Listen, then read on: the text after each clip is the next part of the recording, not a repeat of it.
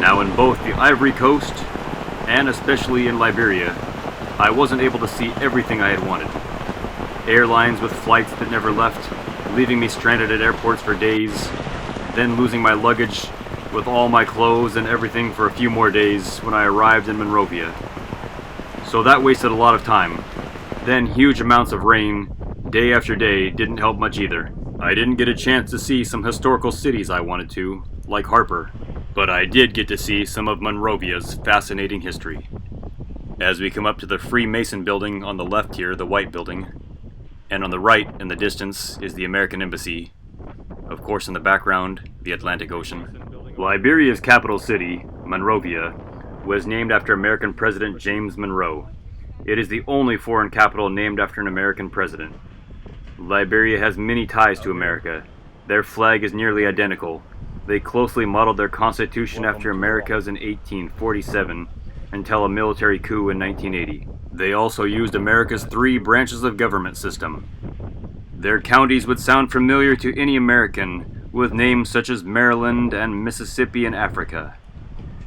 They speak English, although I must say it was the hardest English for me to personally understand that I've ever encountered. They also use dollars. Both Liberian dollars and American dollars are accepted. This is a monument. This is the monument to Liberia's first president, Joseph Roberts. Roberts was born in America, in the state of Virginia. There were 10 of Liberia's current 23 total presidents born in America. They were all former American slaves that were freed. Those people became known as the Americo-Liberians, and every Liberian president until 1980 was Americo-Liberian. You can see at the bottom of the monument there are reliefs of the early history of the Americo-Liberians. First, the arrival in Liberia of the former slaves. Then the fighting, as the native population did not want them and tried to fight them off. First Liberians didn't want them here, so they fought. You can see the original Liberians. But the former American slaves brought with them Western weapons and Western war techniques, and therefore won the battle. So they were able to win the war. Next, you see the signing of the peace treaty and the forming of the nation of Liberia. Then the creation of the Liberian flag, closely modeled after the American flag, but with 11 stripes instead of 13, after the 11 signers, and 1 star instead of 50. Same as the American flag. The former Americans. Here you can see Joseph Roberts to the right of the flag, with his right hand up. Now the former American slaves landed at Providence Island, which we will be going to after visiting this monument. As we come around to the other side of the monument, it shows the Americo-Liberians transforming Liberia into a modern country, teaching the native population to wear modern clothes, how to work in textiles, architecture, and how to read, teaching them the Bible and about Christianity, which Liberia is overwhelmingly today. They taught them about business, how to sell and become entrepreneurs. Now there were definitely negative parts of the history as well that were not shown in this relief. Many of the Americo-Liberians looked down on the native population, and they were often treated as second-class citizens and made to work on their plantations, very similar to what had been done before to the Americo-Liberians themselves, that they left America to get away from. It's a complicated and fascinating history. This is the Ducor Hotel. It opened in the 1960s as the best luxury hotel in Liberia at the highest point in Monrovia. It housed many international leaders. It is even said Idi Amin swam in the pool with his gun.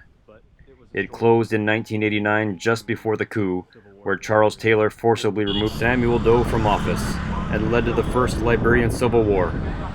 It sustained a lot of damage in the wars and is still in disrepair today.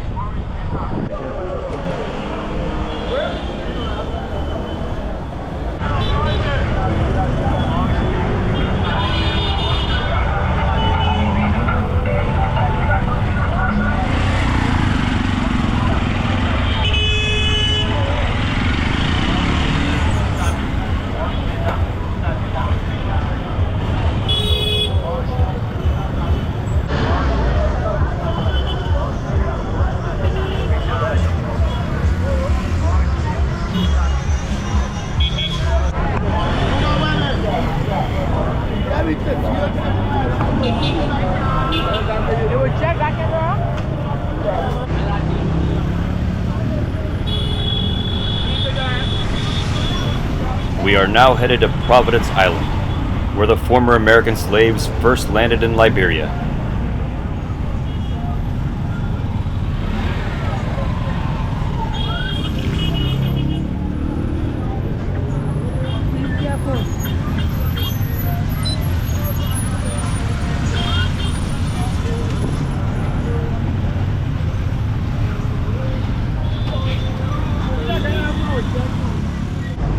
This poster is still up from last year, but it's kind of cool. Anyway, we have arrived. I was given special access to this historical island.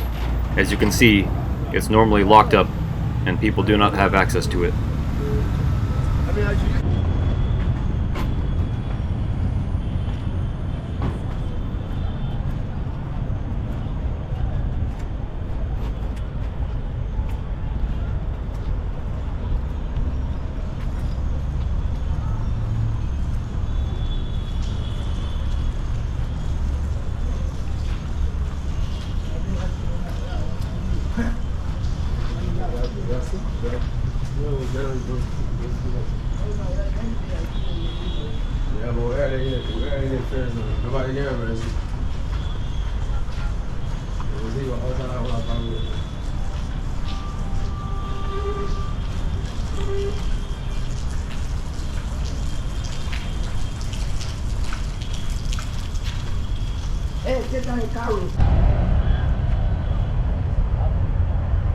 This tree is made of guns and RPGs and machine guns, all sorts of different weapons.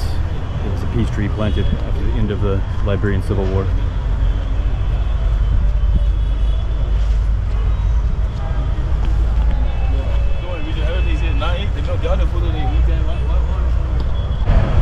Under this tree that is no longer standing is the place where the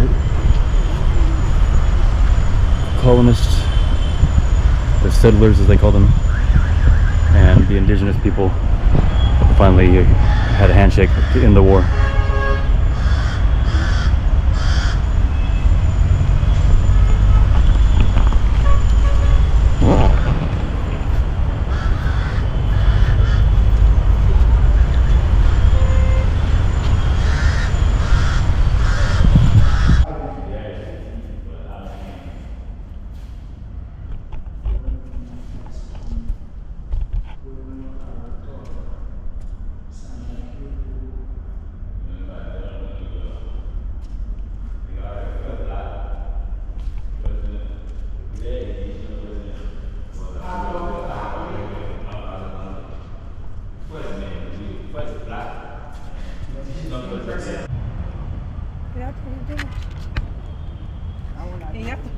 In 1822, the well dug by the settlers.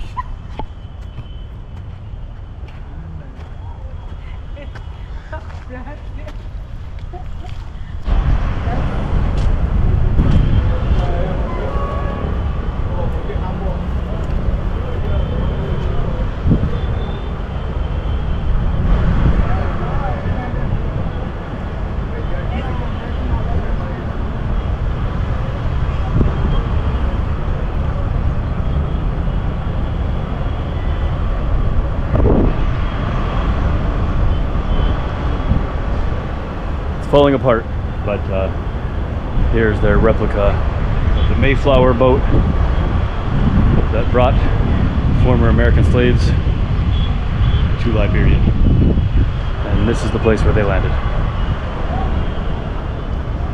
Then the natives at first didn't want them here, so they attacked them, but their weapons were not as strong, so the Americo-Liberians, as they became called, won the war.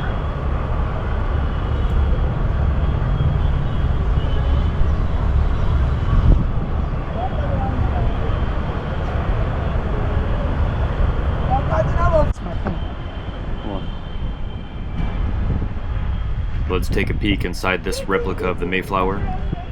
Obviously there was a lot of symbolism in that name. The same ship name as the ship that brought the Pilgrims to Plymouth Rock in America.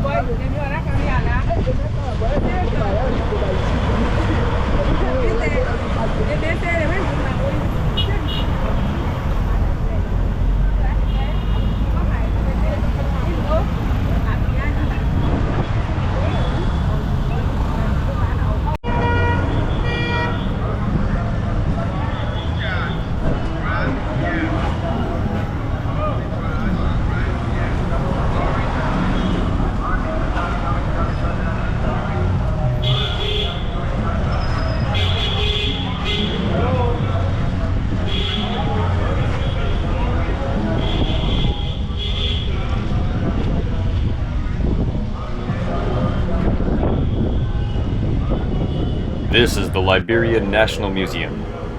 This great building was built in 1862. It was, for many years, the House of Legislature and the Supreme Court building. I was not allowed to take video inside.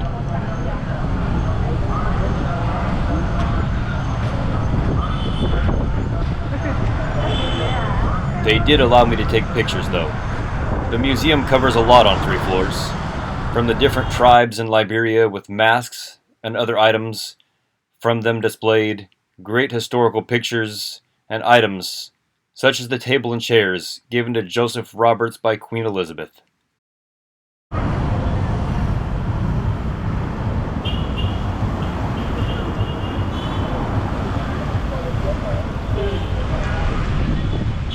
Next door is Providence Baptist Church, the oldest public building in Monrovia, built by the first American settlers. It was also the site of Liberia's Declaration of Independence in July 1847.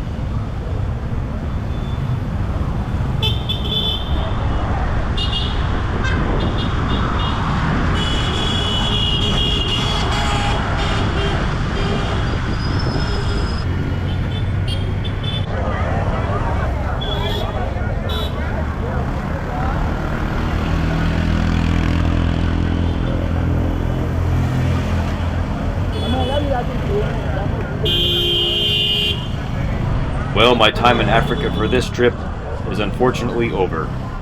Had a lot of great experiences, a couple of bad ones, such as taxi drivers refusing to give me back my change because of how I look, and being denied a hotel that I booked online because of how I looked also. But overall, it was mostly very good experiences. Can't wait until my next trip, hopefully with a little less rain. Take care.